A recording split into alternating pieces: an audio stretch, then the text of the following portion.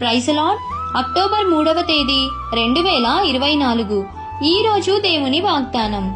నా కాలు జారెనని నేననుకొనగా యెహోవా నీ కృప నన్ను బలపరుచుచున్నది. కీర్తనల గ్రంథం 94వ అధ్యాయం 18వ వచనం. విశ్వాస జీవితంలో రక్షణ పొందిన తర్వాత మరలా పాపంలో పడుతాము అనే భయం ప్రతి విశ్వాసికి ఉంటుంది. రక్షణ పొందినంత మాత్రాన మనం పరలోకం వెళ్ళము. రక్షణ పొందిన తరువాత మన చుట్టూ ఉన్న పరిస్థితులు మారవు, కానీ మన హృదయంలో మార్పు వస్తుంది. విశ్వాస జీవితంలో మనం జాగ్రత్త కలిగి ఉండాలి.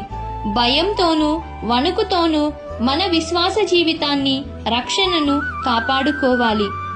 మనకు ఉన్న శక్తి, మనకు ఉన్న బలం పాపాన్ని జయించడానికి సరిపోదు.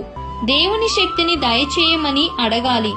ఆశా నిగ్రహమును దయచేయమని దేవుణ్ణి అడగాలి.